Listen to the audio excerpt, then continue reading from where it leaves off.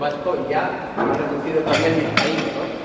Es el 1040 y ese es el territorio donde se emplaza.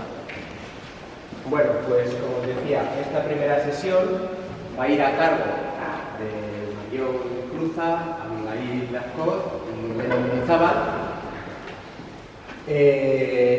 La charla que se va a generar, que van a trabajar, es en torno a la idea de acceso, con sus múltiples posibilidades. Y bueno, leeré rápidamente, porque no tenemos mucho tiempo, un poco para situarnos, pues quiénes son, que nos conocemos, que hemos dicho, nos conocemos casi todos.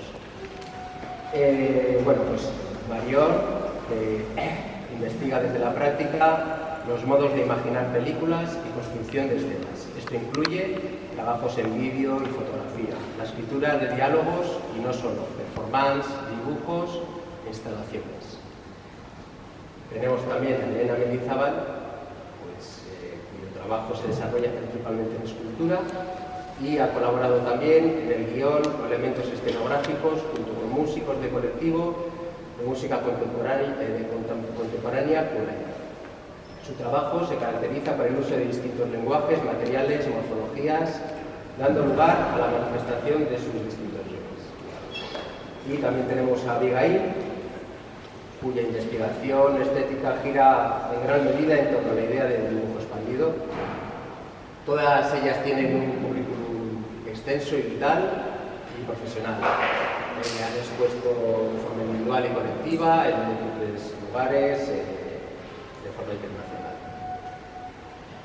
Bueno, decir que yo creo que es algo importante de señalar que ambas, las tres artistas, aparte de desarrollar su trabajo en arte, paralelamente desarrollan un trabajo en la docencia. O sea, comparten un perfil que yo creo que es interesante para la sesión de hoy. Y bueno, pues dicho esto, leeré un poco la propuesta de la sesión de hoy respecto a la cuestión del acceso. Bueno, y leo, esto viene en el programa, seguramente lo habréis leído, pero lo leo ya y dejamos la voz ahí. El significado de la palabra acceso responde a la acción de llegar a un lugar y a su vez da nombre al lugar por el que se llega a otro. Podemos pensar este umbral entre el llegar y el partir como una cualidad propia de la práctica artística. Del mismo modo, podemos reivindicar ese entre de la práctica espectatorial como algo procesual. Así, entendemos que este acceso a los 40 años del Tíbil supone también un nuevo concepto. Pues bueno, ya tenemos la palabra.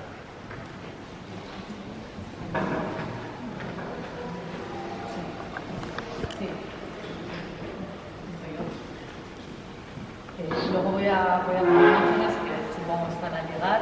Sí, se están cocinando. Se están cocinando. Y si no, pues estamos dentro de imaginarnos ellas.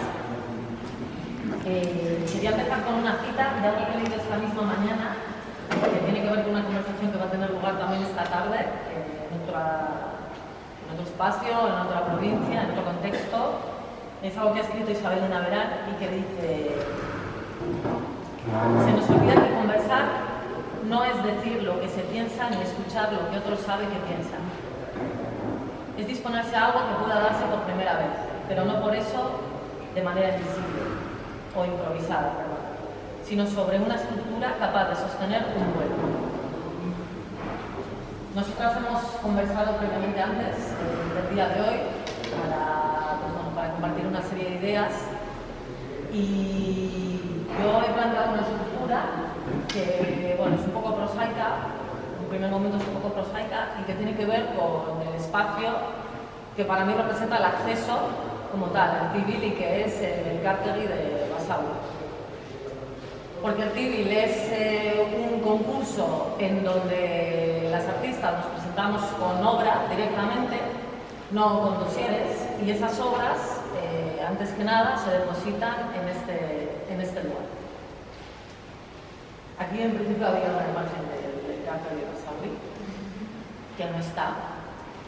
Y es un edificio que, bueno, cuando yo acudía a presentar mis obras sola o en compañía de compañeras artistas o incluso a depositar obra de otras personas, pues un edificio que siempre me parecía que era una prolongación de la facultad, porque para empezar, la mayoría de las personas que nos encontrábamos ahí nos conocíamos ya de la universidad.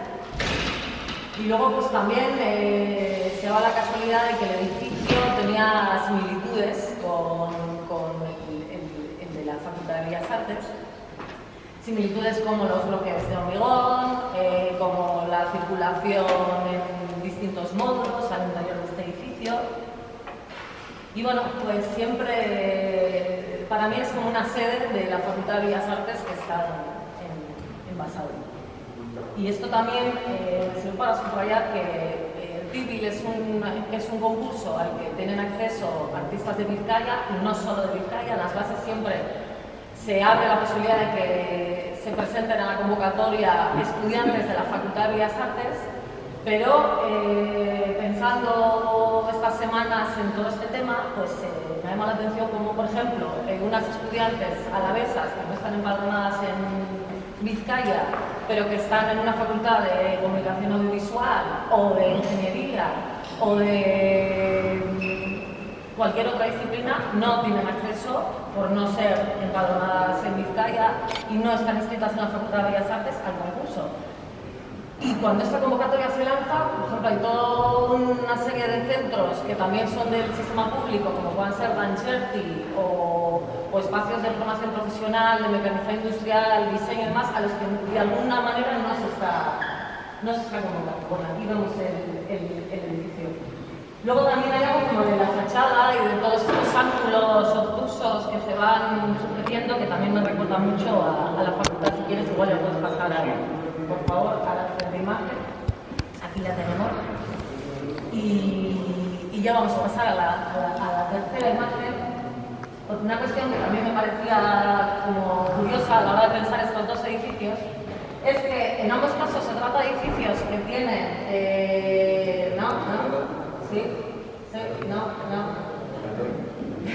Bueno, son edificios que tienen un material muy básico, como son los bloques de hormigón, pero que luego tienen una carpintería metálica de color, de aluminio, pero de color. Y es curioso esto porque, según tengo entendido, la marquetería metálica de aluminio, cuando está colorida, en realidad es mucho más cara que si fuera de un tono neutro. Es decir, para que las ventanas de la facultad sean rosas, se ha tenido que añadir a la mezcla un elemento que encarece la producción de este tipo de, pues, tanto de ventanas y perfiles metálicos que se ven a lo largo y ancho de toda la universidad. Entonces esto, pues, aunque en la facultad son rosas, en el Elcárceli son verdes, más en el tono un poco como de la Diputación, pues bueno, es una cuestión que me gustaba resaltar, que me daba mucho que pensar en torno también a, como con esta idea de acceso, pensar en las ventanas. Y tengo una cita que primero he encontrado en francés y cuya traducción he buscado, y resulta que he encontrado la traducción en la página web de una empresa que hace ventanas. Y es una cita de la escritora checa Milena Jesenska, que dice: porque es en la ventana donde reside toda esperanza de luz, de amanecer y de horizonte. Es en la ventana donde están todos los deseos y aspiraciones. Entonces vuelvo al espacio del Elcárceli y de esta calle, no se me vuelvo hacia atrás, y eso ya te digo, es que recasco. Esta calle que recorríamos, ¿no?, a la hora de llegar al almacén, en donde había otro edificio, ahora sí paso a la siguiente, este otro edificio, una antigua sede de oficinas de la empresa La Vasconia, que estaba a lo largo y ancho de toda esta calle. La calle Cervantes era una empresa que se dedicaba a la fundición y al metal, y en esta sede de oficinas pues un colectivo de Basauri instaló Gaztetxe a finales de los 90. Las ventanas hace un tiempo no estaban coloreadas pues con distintos tonos, como en las estética gastechera igual de finales de los 90, principios de los 2000. Y sí es verdad que, bueno, que me interesaba traer este espacio a colación porque pienso que hay muchos lugares que no tienen que ver con las instituciones y en donde la gente hemos tenido acceso a la cultura. Los gasteches podemos pensar en términos de conciertos, pero no solo, también son espacios donde ha habido talleres, donde se han podido ensayar, donde han sucedido pues, presentaciones, charlas, proyecciones, presentaciones de libros. Y pasa a la siguiente imagen, por favor. Y hay algo en todo esto que tiene que ver también pues, como con cuando pienso en gasteches, pienso sobre todo en conciertos y en cómo la música, la duración, hace que tengamos una cercanía especial a la obra, ¿no? Porque una canción es más breve y enseguida pues, nos hacemos con ella. Y hubo en esta misma sala, en el 2004, una exposición que fue de Esteban. Este es el cartel de la exposición, algunas ya lo conoceréis. Y esta exposición, bueno, de alguna manera trajo, fue en la entrada, en el gabinete abstracto, de alguna manera trajo cosas que sucedían en espacios como los gasteches y no solo aquí a una institución oficial. La nota breve de la exposición decía que era un recorrido por la geografía musical, gráfica y emocional de un movimiento cultural que, tomando al rock como referencia, marcó una época y una forma de abordar nociones como identidad, grupo, cultura e incluso espacio público.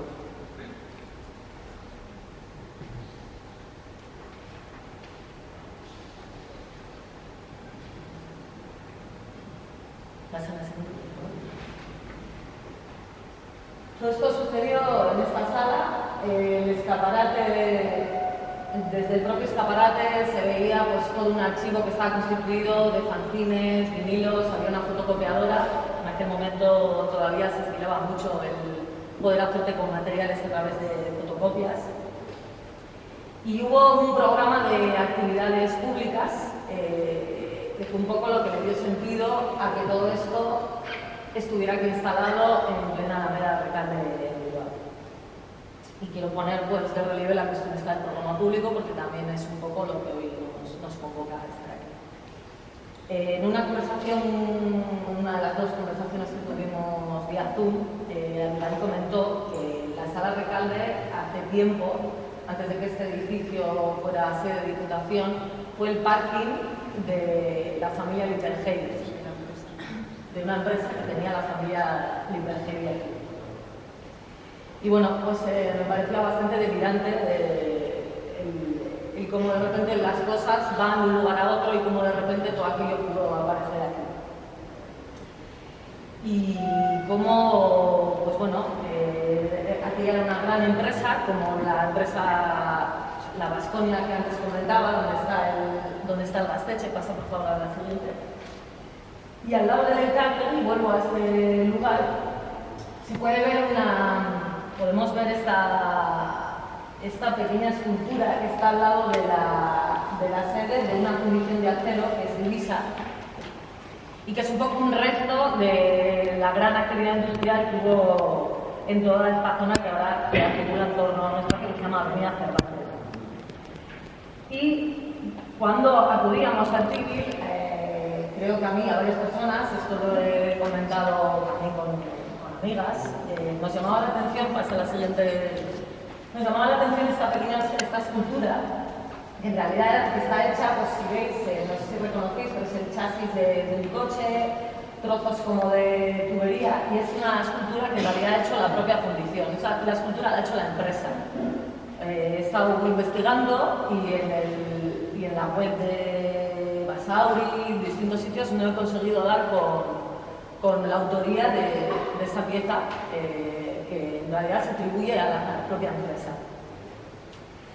Entonces algo que también pues, quería poner aquí sobre la mesa, que no hay, pero que me interesa, que podamos igual discutir luego más en adelante, y que tiene que ver con, bueno, de dónde nacen estas obras y qué espacio ocupan, porque esta escultura, a diferencia de la siguiente, que es una escultura de rotonda, de hecho esta escultura, antes de ser escultura, fue una especie como de dibujo, logotipo.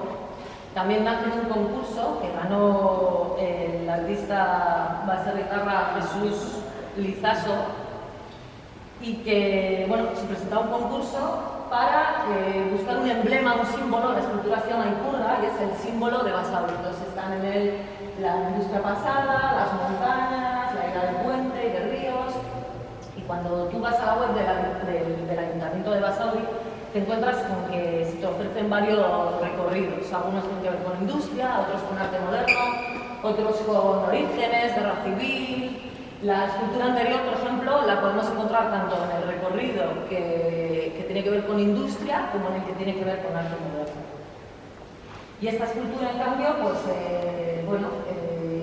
ocupa un lugar como de más emblemático. De hecho, en las aceras de Basauri se recupera el Jesús Lizaso para las baldosas, que luego a partir de ahí también se ha hecho lo que es el logo del ayuntamiento. Y pasa a la siguiente, por favor, ya. Y bueno, la anterior.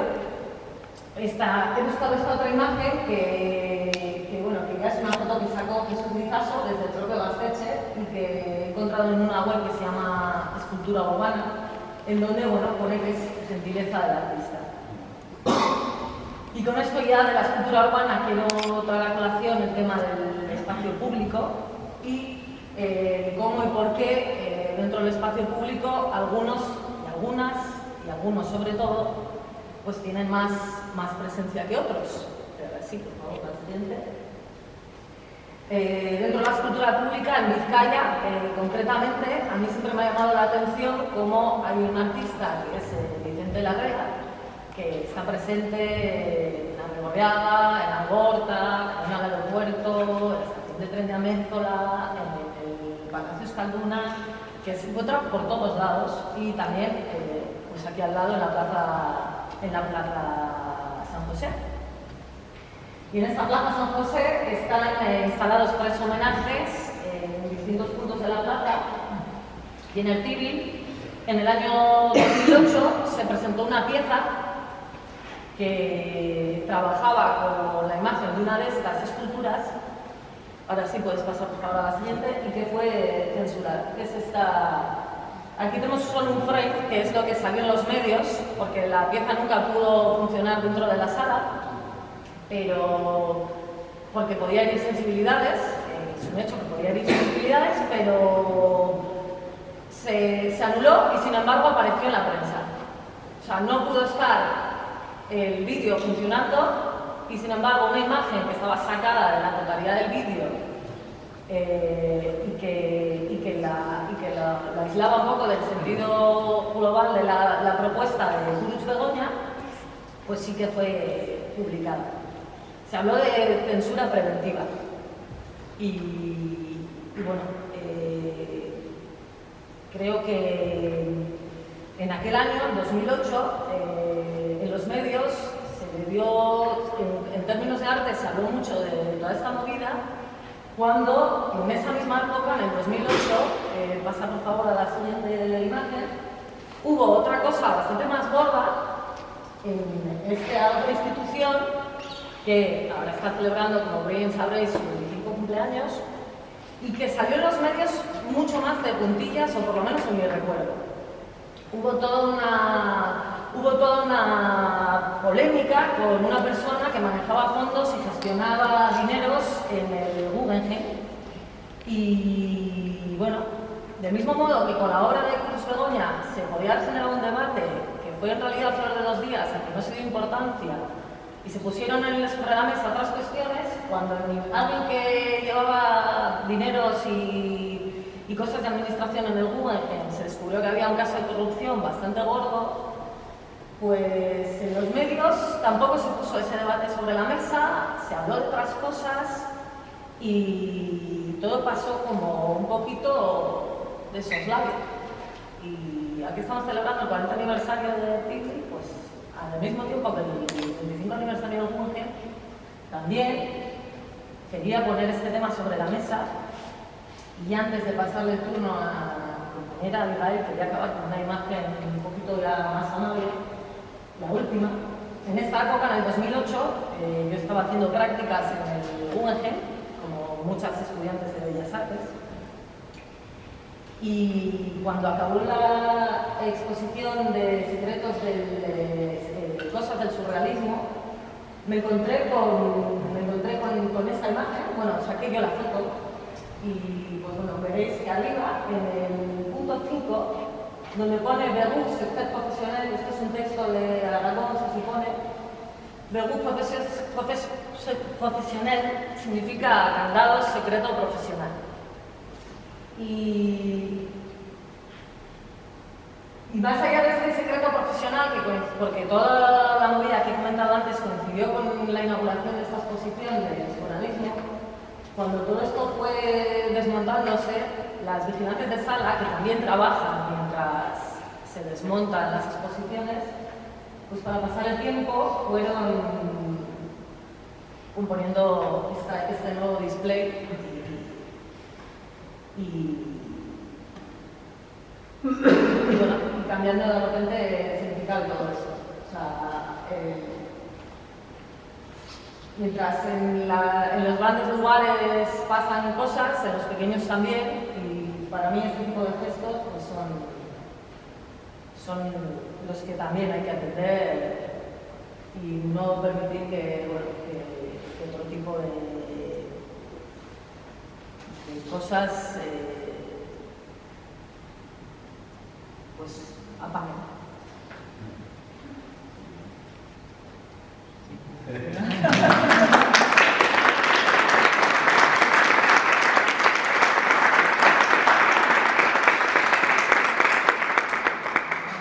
esta luz romántica que tenemos aquí, voy a tratar de leer algo. Voy a meter aquí un parlamento. Bueno, acceso, no acceso, casi acceso.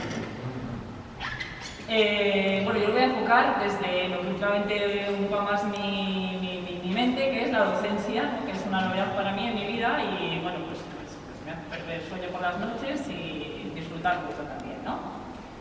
Bien, la uni es el entorno académico donde la transmisión de conocimiento está destinada a que las alumnas lleguen a aportar algo.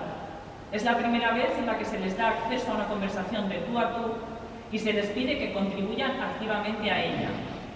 En el entorno del arte, aportar algo significa crear propuestas en las que contenido, forma y expresión se articulen de manera diestra. Pero ¿en qué consiste esa destreza? Ser una maker, y eso me interesa, el ser maker, porque yo soy una maker, ¿no? Que hago cosas. Ser una maker en ese entorno significa que nuestras propuestas no deben abordar el contenido, la forma y la expresión sin más, sino que deben importunarlas y meterlas en problemas. Y que esto se hace, en muchas ocasiones, a través de obras, es decir, cuerpos tensos, proyecciones de 24 horas o sillas barnizadas. ¿Para qué sirve hacer arte? ¿Qué es lo que principalmente creo que aporta una práctica intensa en este mundo? Pues yo creo que una sensibilidad crítica, casi maniática, en la que cada vez que contenido, forma o expresión se nos ponen delante, pensamos que tenemos algo que decir. No, por supuesto, ante todas las formas o expresiones, sino ante aquellas que nos interpelan, es decir, nos plantean interrogantes y nos apelan, que son llamativas para nosotras. Si somos verdaderamente maniáticas, dentro de todo eso que nos vemos impulsadas a analizar estarán también las estructuras destinadas a la creación y perpetuación de la norma. Recordando el libro de Harold Bloom titulado El canon occidental, pensé que cuando doy clases debo familiarizar a las alumnas con ese código común de las artes impartidas en Occidente, darles acceso a él, pero debo además transmitirles lo que ese código tiene de ley y uso, podríamos decir de error también, de retórica y de código diseminado a través de teléfonos descacharrados. La idea es que ese canon occidental transmitido pueda ser instituyente, algo que podemos reformular, y no instituido, algo sobrevenido que solo podemos perpetuar y propagar. En este sentido, me parecería importante recordar, una nota personal a mí misma, que la libertad es una práctica, no un estilo. Existe pues el canon, existen las personas que lo diseminan y existen los aparatos destinados a la protección del canon. No cabe duda que los concursos forman parte de ese entramado de limpia fija y alta esplendor, y reformularlos es algo que como opinadoras funcionales pues nos va a apetecer hacer.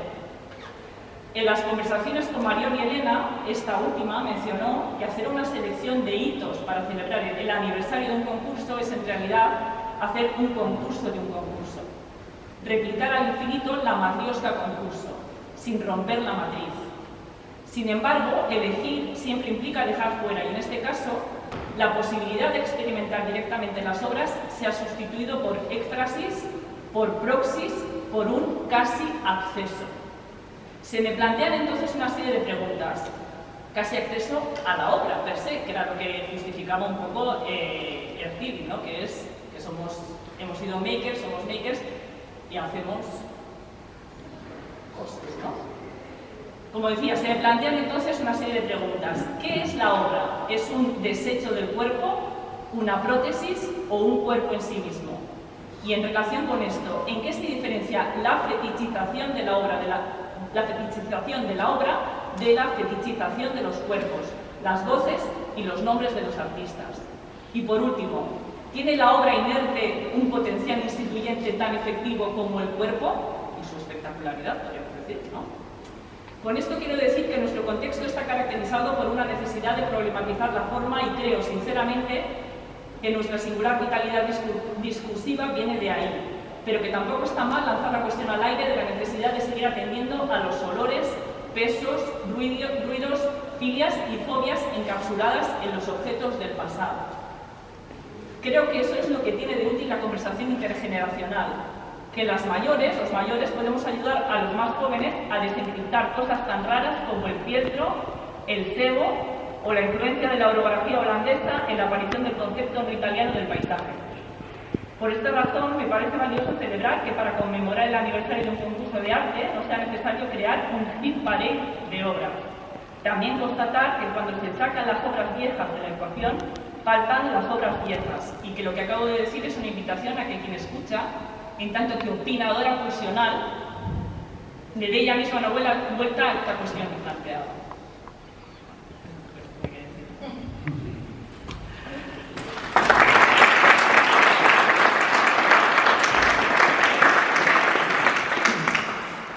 Bueno, yo estaba leyendo lo que había escrito y me he dado cuenta que lo que había escrito está escrito como para leer, más que para hablar. Bueno, haremos iré y vendré, y también tiene que ver un poco con el proceso de creación y con el proceso de mirar en arte. Bueno, antes de empezar a hablar de ello, me quiero referir a estos trabajos, a estas esculturas, que, bueno, pues a cuenta un poco de la conversación que tuvimos, de que no hay obras, tal, pues pensé en la posibilidad de invitar, proponer traer trabajos de la asignatura de tercero cero. Entonces, bueno, les pareció una buena idea y estos son trabajos de tercero, ¿no? Y bueno, estuvimos instalándolos el viernes pasado y bueno, van a estar una semana y bueno, ha sido interesante verlos en otro sitio que no sea la clase, aunque en general en clase también, cuando queremos verlas, las sacamos un poco de la zona de trabajo y bueno, que es importante ver con limpieza, o sea, con una, digamos, de una manera específica, especial o digna las obras, ¿no?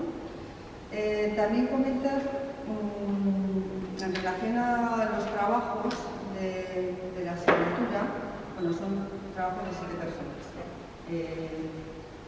Bueno, simplemente decir que, bueno, que la propuesta que se hizo para trabajar era muy simple, era vertical en pie, o sea, solo eso. De esa manera cada cual podía hacer lo que quería, siempre que fuera vertical y se sostenga en pie, ¿no? Y a raíz de un poco de empezar a hacer, pues surgen muchas cuestiones, ¿no? Cuestiones de percepción, cuestiones de lenguaje, técnicas, procedimientos, uniones, etc. Salen muchas cuestiones, ¿no? Y también destacar que pobres, es decir, que no son procedimientos caros ni materiales caros, ¿no? Y sin embargo, la obra de arte, la característica que tiene es que no hay pobre ni rico. O sea, es decir, que lo que puede ser un material pobre no es pobre ni rico. Ni lo que es material rico no es rico ni pobre. O sea, es decir, que al final la obra lo que hace es traslada a otro plano los valores, los juicios de valor sobre categoría, etc., ¿no? Entonces, es un tema que también, eso es una cuestión, claro, que es importante, la manera de dar a ver, para poder ver fuera de, digamos, de un entorno en el que eso deje de ser algo ordinario, no se confunda con que se pueda ver como algo especial, extraordinario y se pueda apreciar, ¿no? Bueno, tengo aquí como dos apartados que son en relación a eso, ¿no? A obras, hacer obras, ver obras, etc. Bueno, uno de ellos tiene que ver con evocaciones, memoria, vínculos, cultura. Bien, en artes plásticas es común que las obras te sumerjan en imágenes, cultura. Me refiero a te sumerjan cuando estás haciendo, es decir, o cuando estás viendo también, pero sobre todo cuando estás haciendo, ¿no? Porque cuando estás haciendo, una manera de hacer, no todas las maneras de hacer funcionan igual, pero de una manera de hacer van surgiendo asociaciones de las propias formas, de los propios materiales, etcétera, que sigues algunas, dejas otras, pero están constantemente surgiendo cosas, ¿no? Entiendo que al hacerlo te sumergen en ti mismo, en tus lugares afectivos. Pienso que seguramente no guardamos nada en la memoria que no esté unido a afectos. Afectos que son significados, elaborados o no, que damos a las cosas. Bueno, que damos. Están, que tenemos con las cosas, ¿no? Bueno, sería la diferencia entre evocación, incitación, premeditada y explícita. Lo mismo en poesía, en música, que viendo algo, escuchando una composición que tiene un patrón de género. Pues no sé, últimamente he escuchado bastantes tangos de Piazzolla y me encantan porque la cantidad de músicas que están dentro de esa música que tiene que ver con el patrón tango, pero que al final transforma el patrón tango, ¿no? Entonces, pues eso, ¿no? En el que pues ese patrón entra en música ambiental o en estructura de tipo Bach, en fin, que se juntan muchas cosas. Como en poesía, que teniendo un algo de tema, se ve esa profundidad que nos hace notar que nuestro ver es siempre a través de lo que somos, de experiencias pasadas propias y de nuestro momento y anteriores, de otras personas. O sea, que vemos pues eso, a través nuestro, siempre, claro. Quizás sea esa riqueza, ese conocer y dar a conocer el lugar de la persona, de la psique de la persona, cómo actúa la percepción de la persona, la mente de la persona, lo propio del arte. La mente de la persona se te hace claro a ti, ¿no? Cuando ves, ¿no? Y cuando haces, ¿no? Eso es un poco lo que quiero decir. Algo que conecta al mundo exterior, lo que literalmente está ante nuestros ojos y es reconocido oficialmente o por grupos sociales como parte de nuestro patrimonio presente y pasado, lo conecta con nosotros como experiencia personal que sucede en nuestra mirada y mente. Así que no solo lo superficial de la referencia o del tema, así que no solo la forma, que nos puede resultar agradable o desagradable, aunque todas las formas entiendo que transportan algo. Bueno, estamos profundamente viviendo. Somos profundos. Digo, esto suena un poco fuerte, denso, intenso, así puede sonar. Quizá cargado excesivamente de psique, también porque en nuestra cultura se opone lo superficial a lo profundo. Es como, ¿o profundo o superficial?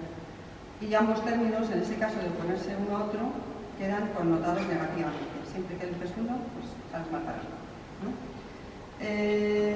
Vivir la complejidad, que no quiere decir la complicación. La obra de arte, entiendo, que se comunica de tú a tú. También hay obras que además se comunican con más personas, con la sociedad de su tiempo, ¿no? Porque igual tratan lenguaje, usan el lenguaje, tratan cuestiones de su tiempo, pero siempre a través de tu arte, entiendo, en muchos casos, ¿no? Bueno, el otro punto es que lo he llamado que esté viva.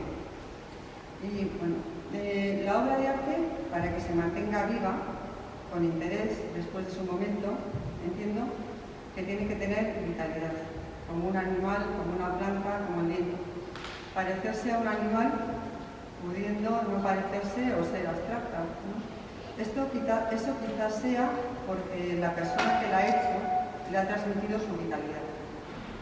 La ha considerado algo que dialoga con ella, respondiendo la persona con sus acciones, haciendo la obra, a cada momento que la obra cambia según va haciéndose, no predominando la persona.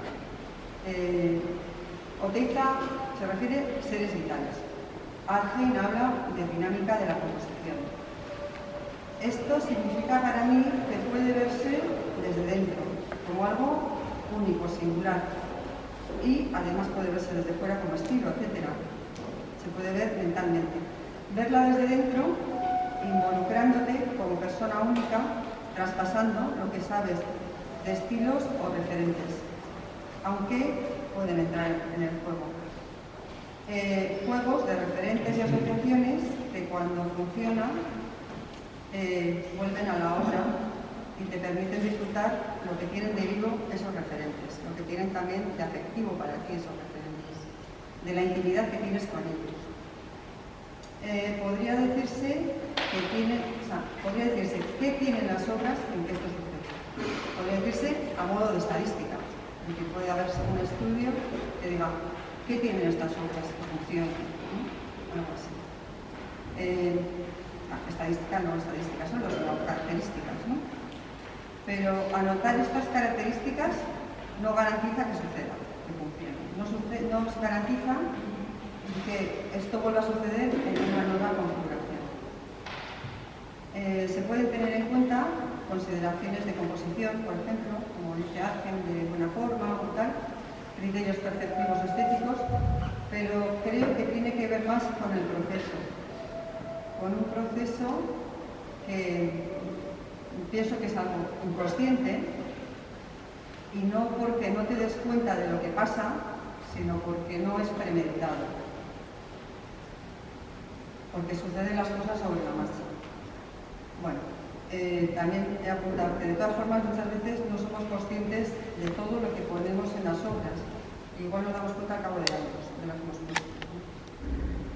Bueno, también he notado que no sé si esto vale para todo tipo de obras, porque hay obras que los aspectos de composición, de forma, vienen decididos de un golpe, como por ejemplo los redimientos. Esto lo apunté, pero ahora pienso que puede haber mucha actividad mental, sin que no esté de golpe, sino que esté en el tiempo, ¿no? Bueno, luego algo que se ha escuchado muchas veces es que cualquier cosa que mires con atención es interesante. Ese mirar supone traspasar la mirada de lo superficial de los juicios. Los juicios, a fin de cuentas, son un separarte de lo que miras y situándote en ti, en tus conceptos y categorías, porque en plural empleamos categorías y formas de clasificación aceptadas colectivamente, mientras que si estamos mirando pueden surgir momentáneamente, pero volvemos a la cosa que en su singularidad es única y por tanto escapa de rasgos generales que son los de la categoría, los de la definición, que están hechos para todos y para ninguno. Un mínimo común denominador, ¿no? Así. Bueno, pues esto es un poco las cosas a raíz de las obras, de manera de entender, ¿no? Así. Y lo que doy valor.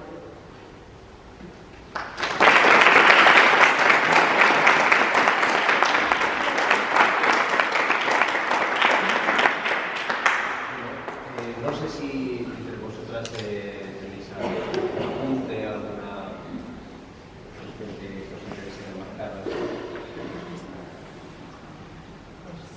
Bueno, no sé si la gente se va a animar a...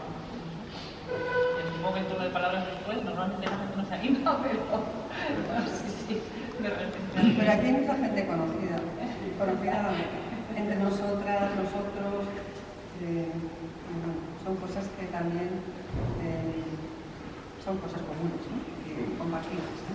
Bueno, una cosa que sí que en relación a lo que decía Marión, que en las conversaciones nos llevó otra vez al cartel, ¿no? Que es un sitio, para las que no lo conocéis, es un sitio muy singular realmente, porque Basauri ha tenido siempre una personalidad de margen izquierda. Yo que de pequeña viví en el Calero, y además al lado del cartel hay un sitio que por lo visto se compra la gasolina más barata que en ninguna parte de Vizcaya, o sea que os animo a que os metáis por el cartel. Yo decía a Mario que para mí ir a Basauri y los certíbiles pues seguramente viene algo un poco de traumático, ¿no? Porque tengo ese recuerdo, la anticipación de que estás llegando a un sitio un poco, ¿no? Blade Runner, ¿no? Pero con emoción, y a la vez que recuerdas cada vez que llegas ahí la luz, la iluminación, o sea que es traumático como cuando de repente acabas en urgencia en el hospital que te acuerdas de la luz, del sonido, del no, o sea que se te quedan cosas ahí como, pues bueno, en la psique, en el recuerdo, y que tiene que ver precisamente eso, ¿no? Como esa anticipación que quizás para las alumnas de Bellas Artes que muchas veces nos preguntan ¿cómo se hace esto? ¿No? Ahora que hay una asignatura de profesionalización, ¿no? Y les digo, bueno, pues todas hemos sido alumnas de Bellas Artes, hemos estado perdidas, todas hemos intentado presentar concursos y cosas y no nos ha pasado nada una y otra vez. Por ejemplo, mi historia con el tiro. Yo le tenía que movilizar a mi padre que venía del Mercado Bilbao, Aita, por favor, llévame con la Banet a llevar lo que fuera en cada momento. Y otra vez no volvía a pasar, o sea que era una especie como de fracaso conjunto, ¿no? De mi padre y mío, ¿no? Entonces, bueno, pues es una experiencia, todo es una experiencia, ¿no? O sea, el rechazo, el acceso, el no acceso, pues son experiencias de crecimiento, o sea, y hay que pasar por ellas, porque lo malo, es verdad, tengo que tengo una hija de 7 años, pues que no quieres que les pase nada malo, pero es que lo malo es lo que te ha constituido muchas veces, ¿no? Ese no acceso, ¿no? Entonces, bueno, pues eso, ser muy cabezonas, ¿no? Siempre hay, no perder la intensidad, replegarse de vez en cuando y luego, pues otra vez a por todas, ¿no? Porque en principio somos bakers, ¿no? Entonces es lo nuestro. Bueno, y al hilo de lo que dices, vivir intensamente, vivir la experiencia, depende cómo caiga, vivirla intensamente, como se decía, antes una frase hace poco, bueno, cualquier cosa, cuando la miras con atención, es interesante, ¿no? Yo creo que la mirada de las artistas y los artistas pasa por ahí por una mirada estética del mundo, ¿no? Yo quería comentar alguna cosilla, así esto es a modo anecdótico. Se han comentado cosas muy interesantes.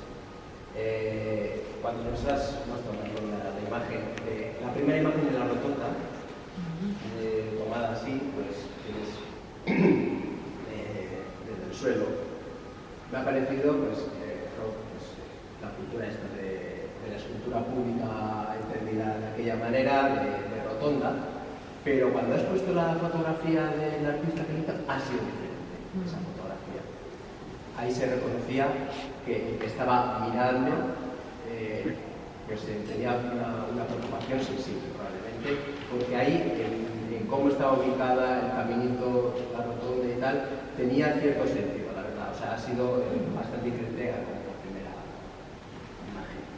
Y es que has tocado una cuestión que es muy sensible, muy problemática y compleja, que es la cuestión del arte en el espacio público, o el arte público, pues bueno, pues porque maneja un material, antes ha hablado Elena, hacía referencia a los materiales, y precisamente los materiales, pues hay que verlos desperdiciadamente a la hora de trabajar, de levantar sentido y forma. Bueno, pues el material de lo común es complejo, son las relaciones interpersonales, el bueno, pues eso es un tema complejo. Bueno, además, había ahí una casa ocupada, un Gaztetxe, que era, no sé qué antes que había ahí. Eran las oficinas de la Baskonia, que era la superempresa que estaba... Que los obreros bajaban a trabajar a la Baskonia, ¿no? Por ejemplo, luego ya se iba a trabajar la a sala Madrid. legal que has mencionado, que era una antigua empresa. Sí, bueno, creo que eran los de Hiperheide, los de Hiperheide, aquí igual la reputación iba a decir que no, los de Hiperheide eran los no sé qué, pero bueno, un empresario, vamos, epítome de lo empresarial, en Totarra, tal, la oligarquía vasca, Beautiful People, y claro, entonces, que cuando llegabas a la sala decías, pero, o sea, esta disposición, todas estas columnas, este espacio perimetral, o sea, ¿cómo...? ¿No? Y entonces, no es que eran parking. Ah, bueno, ahora lo entiendo, ¿no? Porque es que realmente ha sido muy difícil. Yo creo que esta instalación, la verdad es que casi se ve como un edificio. Este espacio es maravilloso, ¿no? Pero hubo épocas, yo me acuerdo de una exposición de Álvaro Ellen, cuando la obra era más bidimensional, pues había que hacer virguerías, ¿no? Porque era una sala difícil, ¿no? Para cierto tipo de cosas. Quizás en la época de la instalación, o sea, como que nos tenemos que retrotraer, ¿no? Ha habido épocas en las que no había móviles, había épocas en las que no se instalaba como se instalaba ahora, ¿no? O sea, hay cosas que van cambiando, pero sí, vamos, un parking. Donde aparcamos. Más que va a seguir cambiando, se supone, ¿no? Porque el escaparate se va a desaparecer. El acceso a la sala recable va a ser a partir de ahora, después de que hagan la escuela, la nueva, Esa calle sin para nombre. se seguirá llamando. Bueno, las cosas van mutando. Al hilo de Charrasca, de Gaztetxe, se me olvidó comentaros que en 2009 peligró, bueno, como todo este tipo de espacios siempre está en una situación un poco de incógnita. En realidad el edificio está cedido a la asociación en título de precario. Existe una cosa que es ceder el título de precario. Y en el 2009 se contempló la posibilidad de hacer un museo en ese edificio, que sería un museo de arte vasco contemporáneo. Entonces, bueno, también creo que, pues no sé, como que hay muchos espacios a veces destinados al arte cuando son espacios que ya están funcionando desde otro lugar, generando un montón de cosas y que, bueno, no sé, las instituciones igual a veces tienen la posibilidad también de poner en cuestión cosas y decir, oye, pues aquí en 1000 sitios más suceden cosas que igual no nos tenemos que meter, o si nos metemos es para cuidarlas y valorarlas, no para echar todo por el suelo. Creo que esto también tiene que ver con la cuestión del acceso. El acceso o el ¿qué sería lo contrario del acceso? ¿Qué sería lo opuesto? Expulsión. Pues eso, expulsión. Destrucción. Bueno. Son muchos temas. Luego, pues tú, Abigail, en un momento has dicho a qué hay que atender, ¿no? En tu texto apunta la frase que ha referido al canon y demás, pero has dicho a qué hay que atender. Y luego, ¿a qué hay que atender? ¿A qué hay que atender? En un momento dado. Elena, luego comentabas, ¿qué tienen las obras que funcionan? Sí, es que el tema de funcionar, claro, a ver, es una palabra y se usa, ¿no? Funciona, ¿no? Sí que puedes ver que funciona, que no funciona, igual no hasta las consecuencias, pero sí que puedes verlo. Pero yo lo que también vengo a decir es que puedes hablar de tu experiencia, de que funciona, un poco de una manera más abstracta, más analítica, se podría hacer como una especie de por qué funciona, porque ya hay, ¿no? O sea, temas de composición que funcionan y tal. Pero bueno, la idea es un poco, claro, que por más que estudies por qué funciona, ¿no? Tienes que pasar por ello para que funcione. O sea, tener como la experiencia tuya, o sea, pasar por ti, como en la producción. Porque hay una persona al final, ¿no? Al final está la persona en la obra. O sea, que la persona pone la obra. Entonces, claro, una receta no funciona. Y yo entiendo relación a esa pregunta o a que hay que atender, que cuál es el contexto, y bueno, no lo sé. Luego lo miro, me puedo despistar. Sí, bueno, yo estaba pensando en este momento en que los jurados se reunían en el Carter y de repente había un montón de cosas ahí amontonadas, un almacén que se convertía como una cámara de las maravillas, o no, o los terrores. Los vídeos no estaban, porque claro, los vídeos los integrabas en un pendrive o en un DVD, porque también había que, en el momento este DVD en que no se traía bien el cacharro, momentos duros del acceso a una posible... Y claro, sí es verdad que ahí estaba todo amontonado y quienes iban a valorar esas obras y a seleccionarlas, bueno, había quien madrugaba o iba el primer día y se buscaba un sitio como Cookie, pero claro, tú no sabías de qué manera esa cosa que habías puesto ahí Cookie, el último día, el de 2 o 3 días después, iba a seguir respirando de aquella manera, porque se iban a solapar un montón de historias alrededor, ¿no? Entonces saqué, yo no sé si hay aquí alguien que haya sido jurado, seguramente sí, yo soy ¿no? jurado de Artíric, pero que me pareció una pesadilla. Una pesadilla literal, o sea, pues por todo, ¿eh? 2 veces he sido jurada y... O sea, no de Artíric, y Curacea y... Ostras, también como lo de ir al cartel, un poco traumático, me acuerdo de las luces y todo eso también. Bastante... O sea, no sé, es una experiencia humana muy rara, yo creo. O sea, precisamente igual porque es, ¿no? Porque te sientes un poco fuera de lugar. Eso para empezar, ¿no? Yo en relación a concursos, una cosa que me ha llamado la atención, a ver, por ejemplo, bueno, ¿no? En este concurso del civil, todas las cosas, las que seleccionan, no vas a buscarlas, ¿no? Se quedan ya, me parece. ¿Cómo es? Pues eso pregunté, ¿no? Porque no me acordaba. Pero bueno, por lo menos ahora, a día de hoy, las que seleccionan tienen una dotación económica. Pero es que, bueno, yo me presenté varios años a Pamplona, a un concurso que es de Navarra, pues que había compra de obra, ¿no? Entonces, ellos también habían que llevarla físicamente. Y pues la llevabas hasta allá. Allá seleccionaban algunas, se exponían. De las seleccionadas, compraban algunas. Vale, pues si te las seleccionaban, tú la llevabas, por supuesto. Pero si la seleccionaban, también tenías que ir a buscarla. Es que me parecía la bomba. O sea, es que es un poco el tema de las condiciones, que yo últimamente soy un poco mosca. O sea, el tema de las condiciones de trabajo nuestras, ¿no? O sea, como participar en una exposición colectiva en un museo, por ejemplo. O sea, que tampoco pagan. O sea, tú participas en una exposición colectiva, ahí ha cobrado todo el mundo, y es que estoy muy dedicada, ¿no? Pues cobra todo el mundo, quien pinta las paredes, quien pone las luces, quien monta la exposición, quien escribe el catálogo, y las únicas personas que no cobran, que no cobramos, somos quien dejamos la obra, que es lo que se va a ver. O sea, es alucinante, ¿no? O sea, todos esos temas, yo concretamente en el concurso de Pamplona les escribí, les dije que no presentar, o sea, que no dejé de presentar, les escribí que me parecía, es que, a ver, si no te has seleccionado, no has prestado para la exposición, pero si te has seleccionado, has prestado para la exposición, aquellos que han ido a visitar, has hecho un trabajo en un hueco de programación, que menos que te la devuelvan ellos, ¿no?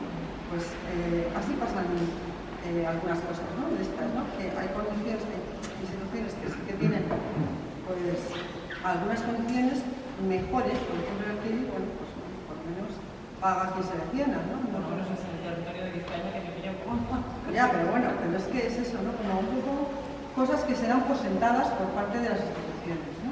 Se da por sentado en una exposición en un museo, si es individual, sí que hay como dinero para producción o para tal, te puedo presentar como quieras. Pero si es colectiva, no se les ocurre a las personas que participan que pueda, o sea, que tienen un préstamo de obra, que esa obra la tienes que sacar del estudio, que esa obra puede, siempre las obras, bueno, las esculturas muchas veces se estropean, o sea, yendo y viniendo, o sea, entonces, pues eso son cosas que pasan, que es como cosas por sentado, ¿no? O sea, por sentado es así. Bueno, hay también una jerarquía, categorización, ¿no? Intercambio intelectual se paga, ¿no? Si das una charla vinculada con la otra, se paga, pero la obra, otra vez, También. per se es una cosa que se intercambia sin ningún tipo de... Sí, y al final es el objeto que se... O sea, es el centro de lo que sucede allí, ¿no? O sea... Yo quería comentar en relación con eso algo que ha salido de alguna manera en las tres, y era esa relación con la obra, y también por conectarme un poco con el planteamiento general, desde ese pensar la complejidad, desde ese atender a gestos significativos, desde esa dialéctica entre lo instituido y lo instituyente, que al principio cuando nos planteábamos, vale, estamos en el 40 aniversario del CIVIC, estamos celebrando ese 40 aniversario y pensábamos, bueno, ¿qué es el CIVIC? ¿No? ¿Cuáles son los elementos que lo identifican? Pensábamos en la permanencia en el tiempo, en cómo eso va generando por sí mismo una idea de lo que es el CIVIC, y nos planteábamos esta posibilidad de decir, vale, hacemos una selección de obras que han participado durante 40 años enfrentándonos al que entra y que no entra, pensando también desde todas las claves que se van a dar en este programa, desde el acceso, desde lo político, decíamos, o quizás pensamos por apostar, asumiendo la complejidad, desde el invitar a pensar juntas, desde intentar plantear espacios pues como este, ¿no? De reunión, de conversación, intentar plantear el sentido general del proyecto desde la propia disposición espacial, desde rodearnos de los catálogos de las 40 ediciones, desde las propuestas de reflexión audiovisual, y poder pensar desde ahí y poder quizás plantear, abrir grietas en esa dialéctica de lo instituido, que obviamente está muy presente también aquí, y pensar desde ahí en una mirada hacia lo que ya ha pasado, hacia lo que supone el CIVIC ahora y hacia dónde podemos hacer que vaya el CIVIC. Y es verdad que nos enfrentábamos a eso, y es verdad que surgen todas estas conversaciones de la obra, lo que funciona, también de reivindicar el propio lenguaje de lo artístico, pero pensábamos que, sobre todo para huir de ese que entra y que no entra, nos parecía interesante generar aquí esa invitación a la conversación conjunta y al estar juntas compartiendo los espacios, para activar y para problematizar todas esas dimensiones que forman parte como de la práctica artística en Vizcaya, porque pensábamos, vale, hablamos del CIVIC en particular, pero en realidad de lo que estamos hablando es de la producción artística en nuestro contexto y de todas las dimensiones que participan de eso, que han participado de eso en los últimos 40 años. Y pensábamos que la opción de hacerlo desde ahí podía, con todas las dificultades, podía incidir más en esas grietas para que lo instituyente tenga lugar, y para que la complejidad y para que esos atender a gestos significativos quizá que quedan más ocultos pudieran tener cabida. No sé vosotras ahí si sé que ha salido, Lo que pasa es que elegir quién habla también es elegir. También, totalmente. Esa es la cuestión. O sea, que sí. O sea, yo lo planteo desde el punto de vista que muchas veces cuando se cambia, cuando se altera una forma, un poco de la libertad es una práctica, no un estilo, ¿no? Pero seguramente no se puede formular o enunciar, que había ayer en una charla, no se puede enunciar sin estilo, ¿no? Y todo, claro, para los que, o sea, yo creo que lo que tiene la base es que has visto varios paradigmas pasar, ¿no? Y tú seguramente estabas en uno que pasó en no sé cuándo, ¿no? Pero los ves pasar, ¿no? Entonces, el valor de la experiencia es precisamente decir, bueno, pues es que ahora estamos aquí. Cuando venía aquí he pensado, pues este tipo de convocatoria tiene todo el sentido, pues pandemia, o sea, tiene un sentido de la pena, porque, o sea, también los que hemos vivido otras circunstancias damos por sentado que nos podemos reunir, pero resulta que es que hace poquísimo es que no era posible, o sea, sin máscara, es un lujazo, ¿no? Pero también de alguna manera nuestros cuerpos están más acostumbrados a eso que al no poder, ¿no? Pero, o sea, es un poco eso, simplemente señalar que es imposible no elegir. Eso es, ¿no? O sea, que lo que pasa es que parece que elegir cuerpo, voz, mente pensante en vez de obra es como que, no sé, como que es menos vinculante, más, o sea, más, no sé, menos problemático. Quizás porque tiene que ver con el estilo, ¿no? Sí, lo que pasa es que, claro, aquí hay una cantidad de obras que han pasado, ¿no?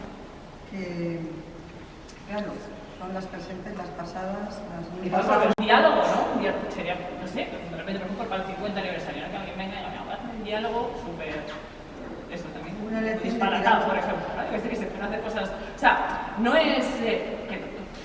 lo digo un poco porque, bueno, ya que es esto, pues algo así. Igual si fuera lo otro, diría, oye, no hablamos. O sea, que es precisamente por la complejidad y precisamente por el volumen, algo a lo que te enfrentas, ¿no? Y desde... te planteas la elección, ¿no? De decir, vale, en una opción o en otras que hay, que no es solo una u otra, qué ganas y qué pierdes. Y en esa valoración quizá aquí nos parecía que en el contexto en el que estábamos, en este 40 aniversario y en este pensar el programa desde lo que estamos viendo aquí, desde la propia propuesta espacial, desde lo audiovisual y también desde estas sesiones que las entendemos como elemento fundamental dentro de la propuesta, podía funcionar esa invitación a pensar juntas y esa invitación también a celebrar. También decíamos que el 40 aniversario es un poco, ¿no? Es un poco, si lo piensas, 40 es un número... Bueno, ¿cuál es el número bueno? Claro, bueno, mira, hay una anécdota que decía Borges, que es la madre de Borges, por lo visto se murió con 99 años y vino una señora al funeral que dijo, ay, por un poquito yo no llega a los 100. Le dijo Borges, pues no sabía que tenía usted tanto interés en el sistema métrico decimal. Claro, ¿por qué 99 es mejor que 100? ¿No? Bueno, claro, el 40 te hace pensar, ¿no? Las 40. Pues, o sea, que tenemos una cantidad de oportunidades 42, 45, 50, o sea, eso es hasta el 99. Eso es, o sea... No, pero en el 40 es en el que cae la famosa Middle Crisis, ¿no? Ya. Bueno, también una crisis en un momento dado pues, puede ser una oportunidad. Si mientras aquí hay un 40 aniversario, pues hay otros aniversarios de otras fechas de otros sitios en otros lados y todo es cuestionable, claro que sí, pero pues yo he cumplido 40 este año. Entonces, cuando la invitación pensaba, pues me han invitado porque yo tengo 40. Como el Tibi, ¿no? Yo tengo la edad del Tibi y bueno, y mis crisis de 40 también y me planteo muchas cosas y la forma en que me las planteo pues también tiene que ver con que la una lleva a la otra, con que el pensamiento no es lineal, con que estamos atravesadas por movidas, ¿vale? Pero el estar aquí en un programa público con todas estas paredes empapeladas de catálogos, bueno, pues sí que creo que también tiene que ser una oportunidad, como una crisis de que comentemos cosas. No sé, alguien quiere, ya sé que ahora es el típico momento de que alguien alce la voz. ¿Vas a decir algo tú? Sí, ya sale. y yo que se intentaba. Los 40 supuestamente ahora son los nuevos 30, ¿no? Pero no.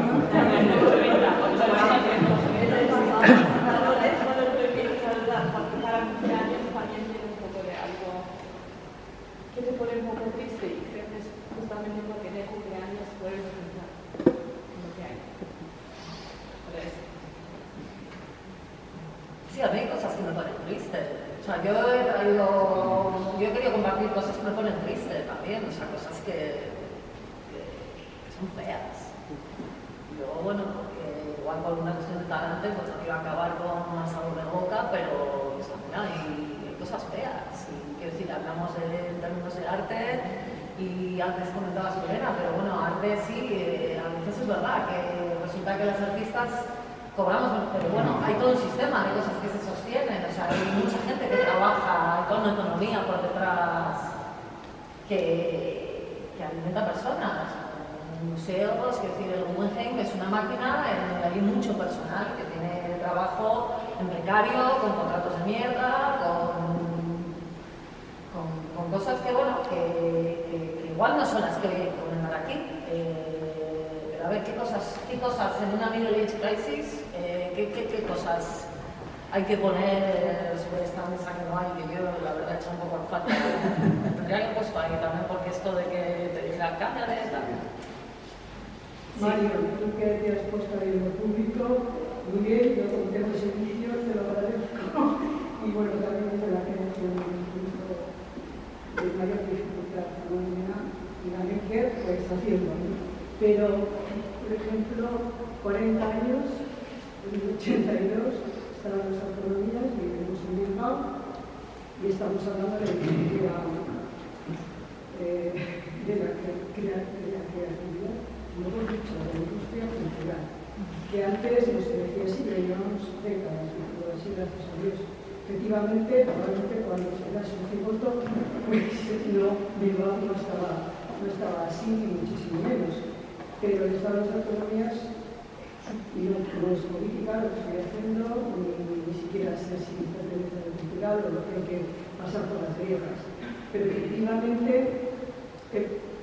supuso que eso que ahora está tan tópicamente tratado, que son las identidades, permitiera un Estado de las Autonomías que en el País Vasco, perdida, y solo le digo cosas que conocemos, perdida la capacidad de producción industrial que se había mantenido más o menos 60 años, tuviera que haber un giro brusco, muy violento, lo acabo de decir. Precisamente. Que ya decías corrupto, ¿no? Perdía la esperanza, perdía la ilusión. Exactamente. Total que de aquellas cosas estas.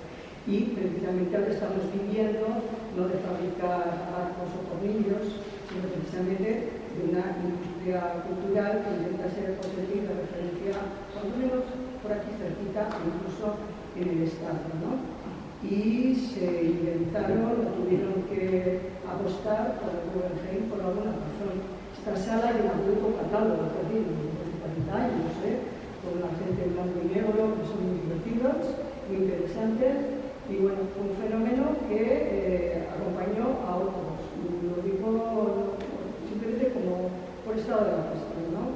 Y ya que se habla tanto de protección instituyente del arte, eso lo llevo diciendo hace años en la facultad y en los cursos, por lo menos en los que estamos presentes algunas personas, que por lo menos el arte no pierda su protección instituyente. Y eso es jodido y difícil en un Bilbao que precisamente mercantiliza, o sea, hace merchandising absolutamente de todo. Y no lo voy a criticar porque nuestro director ha sido la primera que ha tenido más de 40 años con esta película.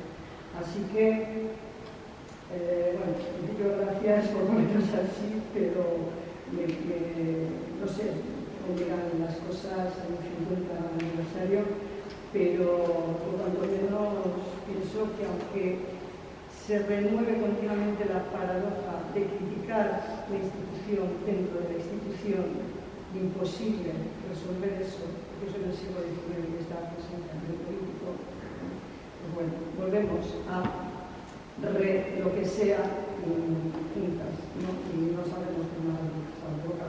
Creo que has nombrado cosas públicas y esa cosa de transformación, pues Delgado dice que una ciudad es un puro acontecimiento, pura transformación, es imposible que no lo sea, que sea de otra manera. Y además, aquí tenemos una goma de borrar que nos ha borrado en muy poquito tiempo una manera de ser, no de ser de profunda, de una manera en la que Bilbao era conocido en el País Vasco y ahora se está como reconstruyendo, redibujando, no sé si con el manifiesto detrás, de otra manera. Ejemplo, claro, pues Abando y Barra, Paseo de la Memoria, se llama. Y en clase repetimos todo el día, de la memoria de quién, por ejemplo. Y bueno, aquí estamos. 40 años en memoria de quién. Y perdonar, ya sabéis que es fenómeno. Otra cosa que había pensado antes, igual hablando con John y con Jer, es que el civil como concurso, la obra normalmente no tiene mucho caché porque es obra de debutantes, ¿no? O sea que vienes aquí y de repente te encuentras un poco como, pues, ostras, ¿qué presenté yo en su momento? ¿No? Que en ese sentido, pues realmente no sé qué condiciones están las obras que se quedaron, porque tampoco sé siquiera si la institución, que ahí podríamos, está el señor de Canoy, hablar de la colección de la UPV también, o sea, quiero decir que cuando también tienes cierta edad, tienes obras y colecciones que han desaparecido, o sea, es como eso, la desaparición de un cuerpo de obras que se ha ido dando a lo largo del tiempo y que, o sea, digamos que la obra del Guggenheim tiene esta legitimación, o sea, como entre marca, artista marca de museo que legitima, ¿no? Como recíproco. Pero el Tíbil es como muy, bueno, como pedestre, ¿no? Como se dice en Estados Unidos, al final es, pues, o sea que yo creo que sería interesante volver a encontrarte con esa obra que se hace muchas veces, pues eso, ¿no? Cuando, pues al principio, ¿no? A mí, por ejemplo, el tema de las colecciones, claro, porque claro, esto es una colección que sale del concurso. Ahora, por ejemplo, cuando hicieron en San Sebastián la exposición que lo organizó, bueno, la anterior, o sea, colectiva que ha habido de mujeres,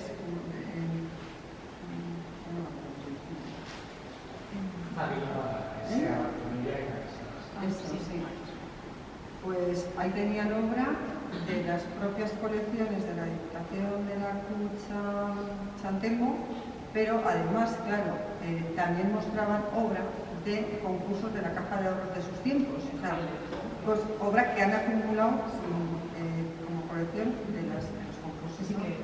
Claro, cuando tú ves una obra de una colección, ya sea una obra de una colección que ha venido de un concurso, que ha venido de tus compras, claro, también está el tema de, yo veo las obras y digo, pues el ojo de quien compra, ¿no? El ojo de quien compra, porque muchas obras en su día tenían algo, y era ese algo del momento, ¿no? Y sin embargo, pasan 25 o 30 años y esas obras, pues un poco, que no están muy vivas, digamos, o sea, como que están, pues eso, que tienen esa cosa antigua y tal, que es más testimonial, ¿no? Un carácter que vale de testimonio de un tiempo, de lo que es un estilo, de lo que está, lo cual, pero realmente, sin embargo, vas a, no sé,